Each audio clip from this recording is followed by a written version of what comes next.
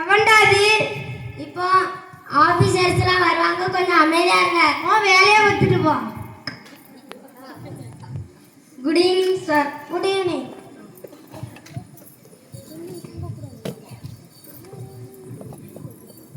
முதல் கேண்டிடேட்டை வர சொல்லுங்க. முதல் கேண்டிடேட் உள்ளே போங்க. நான் உள்ளே வரலாமா சார்? உள்ளே வாருங்க. காலை வணக்கம் சார். காலை வணக்கம். தயவுசெய்து உட்காருங்க. இல்ல இல்ல, தயவுசெய்து சேர்ல உட்காருங்க. இது என் ஃபைல் சார். சரி, உங்கள் பெயர் என்ன? MP sir. எம்பி என்றால் என்ன? மோகன் பால் சார். சரி, உங்க அப்பாவின் பெயர் என்ன? MP sir. என்னையா எம்பி என்றால் என்ன? முத்துபால் சார். சரி, உங்கள் சொந்த ஊர் எது? MP sir. ஓ, உங்களோட சொந்த ஊர் மத்திய பிரதேசமா? இல்லை சார், முத்துராஜபுரம். உங்களோட கல்வி தகுதி என்ன? MP sir. என்னையா எம்பி எம்பிங்க? சரி, உங்களோட தனிப்பட்ட குணத்தையாவது விவரி. MP sir. கடவுளே, என்னை காப்பாற்று. என்னையா எம்பி என்றால் என்ன? Mind blowing personality sir. நான் உங்கள் மனதை கவர்ந்தவன் தானே. நீ எதுக்காவேன்னு அதிர்ச்சி கொண்டு வைத்து இன்னும் மனதை கவரணும். சரி, இன்டர்வியூ முடிஞ்சது, நீ இப்போ செல்லலாம்.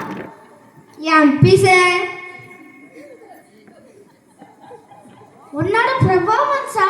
எம்பி. எம்பியா? எனக்கே எம்பியா? எம்பினா என்ன சார்? மென்டல் பிரஷரா? Mental pressure.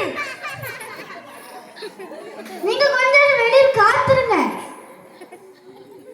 MP sir. ஐயோ, வெளியே போங்க சார், இந்த அறையை விட்டு. அடுத்தவரை உள்ளே வர சொல்லுங்கள். அடுத்தவர் உள்ளே போங்கள். நான் உள்ளே வரலாமா சார்? உள்ளே வாருங்கள். தயவுசெய்து உட்காருங்கள். இது என் ஃபைல் சார். சரி, உங்கள் பெயர் என்ன? எனது பெயர் சஞ்சீவ். சரி, உங்கள் கல்வி தகுதி என்ன? என்டெக் சார். என்டெக்கா? சரி சார், நான் உங்களிடம் சில எளிய கேள்விகள் கேட்க போகிறேன். Okay sir. ஒரு விமானத்தில் 150 செங்கற்கள் உள்ளன. அதில் நீங்கள் 2 கீழே போட்டீர்கள். இப்போது எத்தனை மீதம்? அதுவா? ரொம்ப ஈஸி சார். வெறும் 148 செங்கற்கள். அவ்வளவுதான். சரியாக சொன்னீர்கள். அடுத்த கேள்வி. ஒரு யானையை ஃப்ரிட்ஜில் வைக்க 3 படிகள் என்ன? ஃபர்ஸ்ட் ஃப்ரிட்ஜை திறக்கவும், இரண்டாவது யானையை உள்ள வைக்கவும், மூன்றாவது ஃப்ரிட்ஜை மூடவும். அவ்வளவுதான். சரி, அப்படியானால் ஒரு மானை உள்ளே ஃப்ரிட்ஜ் உள்ளே வைக்க 4 படிகள் என்ன?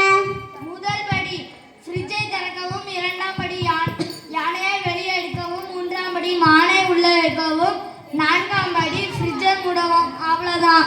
சரியாக சொன்னீர்கள். நெக்ஸ்ட் கேள்வி. இன்று சிங்கத்தின் பிறந்த நாள். அந்த விருந்துக்கு எல்லா விலங்கும் சென்றது. ஒரு விலங்கை தவிர அந்த விலங்கு எது? ஏன்? எப்படி? அது மான் சார். நம்ம தான் அதை ஃப்ரிட்ஜில் பூட்டி வச்சிருக்காங்க. சரியாக சொன்னீர்கள். அடுத்த கேள்வி. இன்று ஒரு வயதான பெண்மணி ஒரு முதலை இருக்கும் சதுப்பு நிலத்தை கடக்க விரும்பினார். அவள் எப்படி கடந்திருப்பாள்?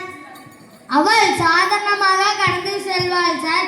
ஆனால் எல்லா முதலைகளும் சிங்கத்தின் பிறந்த நாள் விருந்துக்கு சென்று விட்டன.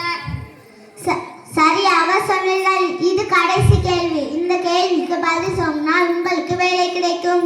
அவ்வளவு கஷ்டமா சார்? அந்த வயதான பெண்மணி இறந்து விட்டால். ஏன்? எப்படி? எனக்கு தெரிஞ்சு அவங்க மூலிகை இருந்திருக்காங்க.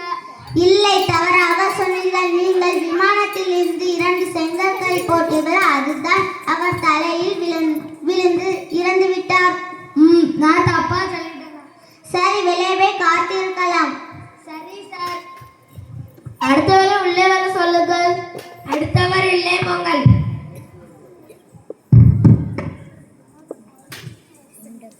நான் உள்ளே வரலாமா சார்? உள்ளே வாருங்கள். தயவு செய்து உங்கள் இருக்கையை எடுத்துக் கொள்ளுங்கள். இல்லை இல்லை இல்லை, இதில் உட்காருங்கள்.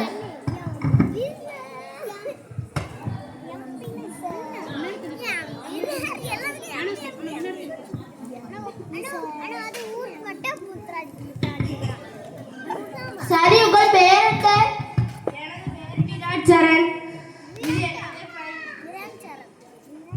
சரி, உங்கள் புத்தியை விட ஏன் விட்டீர்கள்? உண்மையில் எங்கள் நிறுவனம் இடம் மாறியது, ஆனால் எனக்கு எங்கே என்று சொல்லவில்லை. சரி, இப்போ திறமைகளை சொல்லுங்க. அவன் அந்த ஃபைல்ல இருக்கு. இல்லை, நீங்க தான் சொல்லணும். அப்படினால ஃபைல் தேவையில்லதா? இல்லை, நீங்க தான் உங்க திறமைகளை சொல்லணும். சரி சார். சரி, அதை மறந்துட்டீங்க. நான் உங்களுக்கு வேலை கொடுத்துட்டு நினைச்சு கொள்ளுங்க. நன்றி சார், நன்றி சார். நான் நாளை முதல் வேலை தொடங்குவேன். இல்ல இல்ல இல்ல, நான் நினைச்சு கொள்ள சொன்னேன். சரி சார், எனக்கு வேலை கிடைத்ததிலிருந்து நினைத்துக் கொள்கிறேன். அப்போ நீங்க குறைந்த சம்பளத்துக்கு வேலை செய்வீங்களா? சரி, குறைந்த சம்பளத்திற்கு குறைந்த நேரம்தான். வடிக்கவோ உங்க வேலை கிடைக்க போலாம். இது பாகுபாடு. குறைந்த சம்பளத்திற்கு வேலை செய்யலாம், ஆனால் நேரத்தை குறைக்க முடியாதா? இல்லை, அது உண்மையில உங்க திறமைகள் எனக்கு சுத்தம் பிடிக்கவே இல்லை. நான் திறமைகள் சொல்லவே இல்லை. நான் அதை படித்தேன். எப்பொழுது படித்தீர்கள்? நேர்முக தேர்வுக்கு நான் முன்பே படித்தேன். சரி, அப்படியானால் ஏன் என் திறமைகளை கேட்டீர்கள்? உங்க தொடர்பு திறனை சோதிக்கவே கேட்டேன். அப்படியானால் என் தொடர் திறனை எப்படி சோதித்தீர்கள்? நான் இப்போ கொஞ்சம் கேட்கிறோம்ல, நீங்க ஆன்சர் சொல்றீங்களா? அப்படி தான் சோதிச்சேன். நான் இப்போ என்ன செய்யணும்? நீங்க சும்மா வெளியே தரையை விட்டு வெளியே போங்க. நீங்க எனக்கு வேலை கொடுக்க வரைக்கும் இந்த அறையை விட்டு நான் வெளியே போக மாட்டேன். சரி விராட் சார், இது சீரியஸான விஷயம். நான் பாதுகாப்பாளர்கள் அழைக்க வேண்டியதா இருக்கும். ஏன் பாதுகாப்பு பணியாளர்களை அழைக்க வேண்டும்? இங்க எல்லாம் பாதுகாப்பாக தானே இருக்கு. யாராவது திருடாங்களா? சரி, அதை மறந்துடுங்க. எனக்காக நீங்க வெளியே போய் காத்திருக்க முடியுமா? சரி, எனக்கு வேலை கிடைச்சிருந்து வெளியே போய் காத்திருக்கேன். வெளியே போக சார். ஐயோ கடவுளே, என்னை காப்பாற்றும்.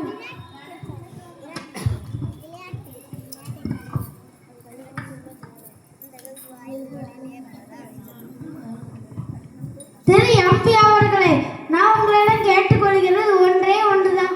ஆங்கில எழுத்துக்களில் மற்ற எழுத்துக்களையும் கற்றுக்கொள்ளுங்க. நல்ல உங்கள்கிட்ட நடைமாற்றல் இருக்கு. எல்லாவற்றுக்கும் மேலே அதிகாரமாக பதில் சொல்கிறத ஃபஸ்ட்டு நீங்கள் நிறுத்துங்க. நிப்பாட்டுங்க. நாங்கள் மூவரும் நாள் நடைபெறும் நேர்முக தேர்வுக்கு உங்களுக்கு நல்வாழ்த்துக்கள் தெரிவித்துக் கொள்கிறோம். என்னதே நேர்முக தேர்வா? ஆமாம், நாளைக்கு தான். அப்படி என்று இன்னைக்கு எங்களை அழைத்தோம். எதுக்கு அழைச்சிங்க? இதை சொல்ல மன்னிக்கவும், நாங்களும் உங்களை போல விண்ணப்பதாரர்கள் தான். நீங்கள் எங்களுக்கு எப்படி அழைத்தீர்கள்? ஃபோன் நம்பரால தான். நேம் லிஸ்ட் எப்படி கிடைத்தது? உங்களோட நேம் லிஸ்ட் எல்லாம் ஏன்ட்ட இருக்கு. அதனால தான் உங்களை மூணு பேரையும் அழைத்தோம். சரி, எப்படி எங்களை